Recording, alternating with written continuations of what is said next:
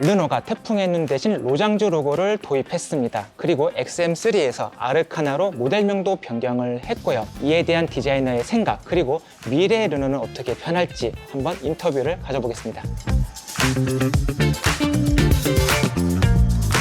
네, 저는 현재 르노 성수 플래그십 스토어에 와 있습니다. 그리고 제 옆에는 XM3에서 아르카나로 이름을 바꾼 이 모델이 자리하고 있는데, 이 르노의 로장주 마크로 바꾸면서 원래 르노가 기획을 했던 그 디자인 요소가 더욱더 잘 표현이 되는 것 같습니다. QM6 아르카나와 다르게 모델명을 변경하지 않았어요. 르노에 따르면 이미 국내에서 성공적인 판매량을 거두고 있고 국내 소비자들의 인지도도 높기 때문에 굳이 이름을 새로운 이름으로 바꿀 필요가 없다고 얘기를 하고 있네요. 하지만 이 로장주 디자인은 동일하게 적용이 된 모습인데, 그동안 국내에서 애프터마켓으로 이제 좀 로고를 바꾸는 경우가 종종 있었는데, 이제는 회사 차원에서 완성차 형태로 로장주가 달려나왔기 때문에 디자인적인 완성도가 훨씬 더 높아졌다고 볼 수 있습니다. 그리고 제 옆에는 르노가 내년에 한국 시장에 출시할 세닉이 자리하고 있습니다. 자, 먼저 이 세닉은 C 세그먼트 SUV 그리고 전기 SUV로 개발이 됐어요. 전체적인 크기나 비율을 보면 기아 니로 EV와 상당히 유사한 크기와 그리고 형태를 갖고 있습니다. 하지만 LG 에너지 솔루션의 배터리를 탑재를 하면서 WLTP 기준으로 1회 충전 600km 이상을 주행할 수 있는 상당히 프랑스 차로는 의미 있는 그런 전기차라고 볼 수가 있습니다. 이 그라데이션 형태로 이어지는 이 패턴 디자인은 정말로 기존에 볼 수 없었던 참신한 디자인 요소인 것 같습니다. 실내를 간단하게 한번 볼까요? 르노의 오픈 R 컨셉이라는 이 디자인 요소가 적용이 됐습니다. 계기판은 12.3인치, 그리고 센터페시아 인포테인먼트 모니터는 세로형 12인치 형태가 적용이 됐고, 그리고 여러 가지 친환경적인 요소와 각각의 여기 수납 공간도 잘 갖춘 그런 모습을 갖고 있습니다.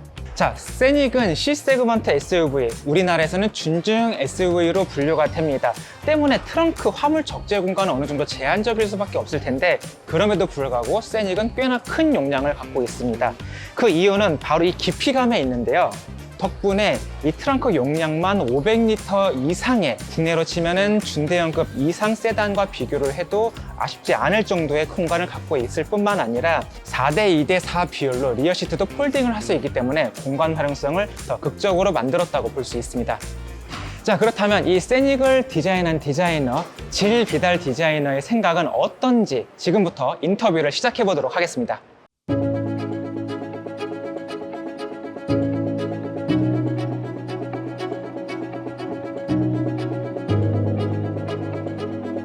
요즘 갈수록 좀 규제가 강화가 되고 있습니다. 충돌 안정성도 강화시켜야 되고 자율주행 관련 기술도 많이 차량에 탑재가 되고 있는 추세입니다. 어떤 라이다가 적용이 된다거나 커다란 카메라나 센서가 추가되는 부분이 있는데, 이제 그런 부분을 이제 디자인적 미적인 요소로 이제 어떻게 좀 해결을 하고 싶으신지가 궁금합니다. Yeah, very good question.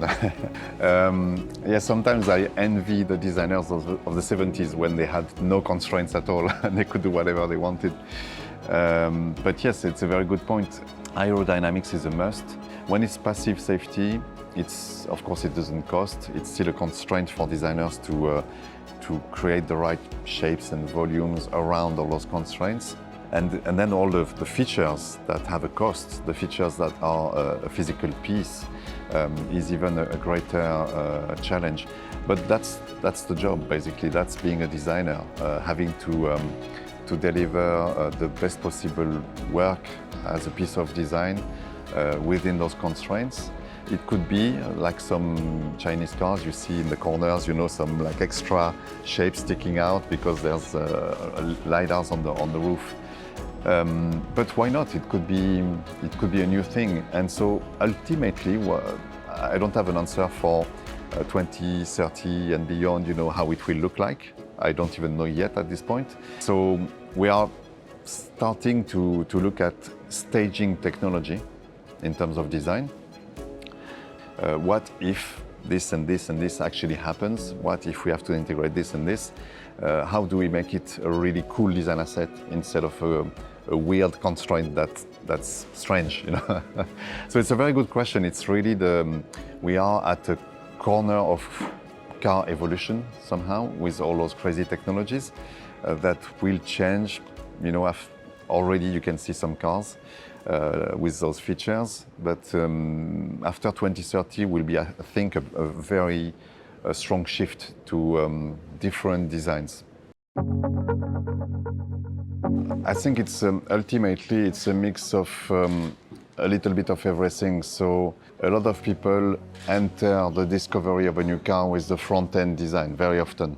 But if we zoom out a little bit of the front-end design of the car, there's an alchemy that needs to work all together with proportions, the global silhouette, the form language, the surfacing, the detail design.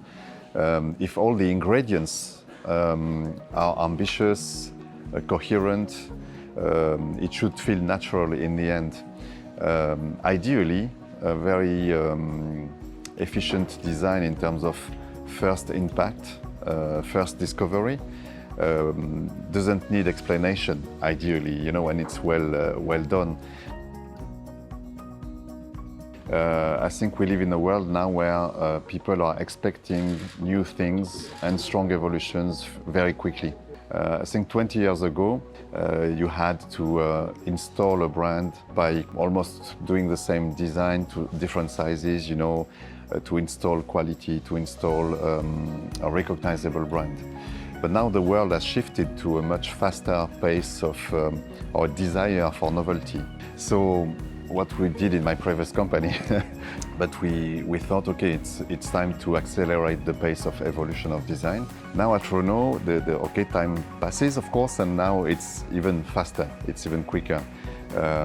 Luca De Meo, our president, said we would make the cars, you know, in 3 years and even in 2 years. That's how you stay fresh, maybe by being closer to the launch date of a product and not freezing design too soon. And what we will keep pushing even further for the future models like the Aurora program or everything else for that matter. This mix of, again, fairly obvious design themes and yet surprising, yet with a twist. It's true that on the Arcana, for example, even in Europe, we only changed the grille to update the logo and with a specific grille design. So it's a very minor facelift, of course. We are preparing broader facelifts for other products at this point, and also the replacement products for existing models. I can't really say more now, but yeah, you will see an evolution of products here in Korea, for example, what we built here in Korea. A very strong evolution in the near future, starting at the Busan Motor Show already this year, and everything that's coming next, yeah, it will shake a little bit. The extra layers even we want to bring to our future cars is well, both physical and virtual. So the physical, because we are voiture à vivre, we are cars for living at Renault. We want to deliver a very, of course, practical, ergonomic interior, but also the feeling you will get, the atmosphere we will create, warm, welcoming, not too high-tech all over the place, not the obsession of everything in the screens. That's what I call phygital. So the mix of physical and digital, analogic and everything that's in the screens, non-material stuff. So what we want to do is keep physical buttons or commands as well as having things in the screens. We are working right now on the next generation of cockpits after everything that you see today, even after the Scenic, in order to simplify even further the interactions. So we are trying to design interfaces that have no depth at all in terms of menus, for instance. Completely different way to approach things. So SUVs and crossovers won the battle because it's something that you need, but something that you desire also. because of what it represents in terms of projected image, what it represents in terms of a noble vehicle on the road somehow. So, and now it's criticized because it's there's this heritage of off-roader, which is bad, you know. And in Europe, for example, it's there's SUV bashing going on because it should be more lightweight. Why is it so big, and so on. And so, what we need to trigger in the automotive industry is a virtuous circle, where by being a little bit better in aerodynamics or a little bit more lightweight, for example. So maybe the brakes could be smaller because there's less weight to stop. And if I do this, then I need less energy, so smaller batteries for the same range, for example.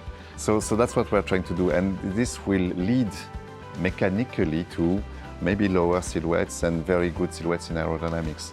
Yet, they shouldn't all look alike in the future between every brand. We need to be creative within this dynamic. So we find very specific designs for our brand, for example. Because of course the good aerodynamic is the same for everybody. Physics is the same for everybody. So up to us now to find the path to interesting looking cars and specific looking cars for our brand. I think every designer, every creative person actually should be curious about everything and should be able to understand beyond his own taste, personal taste, be able to understand all the trends and the evolution of society regarding taste and what's appealing, what's creatively inspiring, and so on. And so that's what I try to do. Beyond what I personally like is be open to everything, experiment, try to understand everything. I think thanks to this understanding, this broader understanding of things, that's how you can, as a creative person, bring an answer, a valid answer for the world with cars, for example, in our world, but with fashion, maybe with shoe design, with, I don't know, new bottles with a logo, whatever the subject might be. So I think everything is inspiring ultimately. Yeah, it's a good way to reset somehow your mind and your thinking. I think if you have too many car references or car in mind, you will forget to innovate. You will forget to question the status quo, you know. Forgetting the reflexes on how you do car design is, I think it's important to reset once in a while and to think differently and to sometimes there's an amazing answer coming, sometimes not, but at least it's refreshing to do so. You know, it's even we have discussions like this with engineering. So we will need to get out of our own shoes, you know, and in somebody else's shoes instead, to acknowledge what we ultimately need to do. So that's still important and valid, I think. What we're trying to do with the Renault brand is to create a cool, trendy brand that's potentially also timeless and very high quality in terms of execution. Actually, it's interesting, the neighborhood here, it used to be repair shops for cars, and more you find very trendy bars and cafes and very trendy concept stores for fashion and whatever, some product design stuff. And that's exactly who we want to be as a brand, a car brand, but also a trendy, you know, sharp brand in terms of design appeal. Exactly like what's happening in this neighborhood right next to this place. It should be an easy brand somehow, not a pretentious brand. We want to stay humble in a way, but yet high quality. We want to deliver really nice, you know, excellent products that are vibrant, that are not arrogant but cool, easygoing, you know, and have a special twist each time. So the little Renault 5, or maybe you know there's a Renault 4 coming, and then there will be bigger cars again. The Aurora program that's coming for here in Korea. There will always be a twist of coolness somehow and an easygoing brand with high quality of execution. So that if people feel that about our brand through our products, through our communication, through our marketing, that's what we'd like to trigger, at least, as a brand. Okay, So that's Okay. it for today. Thank you. Historically, no limit. Yeah, You no mean limit. no limit? Oh, there's so many. Oh my God. Well, the original Renault 5 was an amazing car, very popular car, and it was brought to the market with the petrol crisis in '72. So a very valid product given the context of society at the time. I think the Renault Espace, the invention of the Renault Espace, was an amazing thing to do at the time. And in a smaller format, maybe the Twingo was the first Twingo in 1992 was an amazing little product, very breakthrough, very innovative, which you see still everywhere. So yeah, in the, let's say the recent past, I would say that maybe those are maybe the most iconic products. Yeah.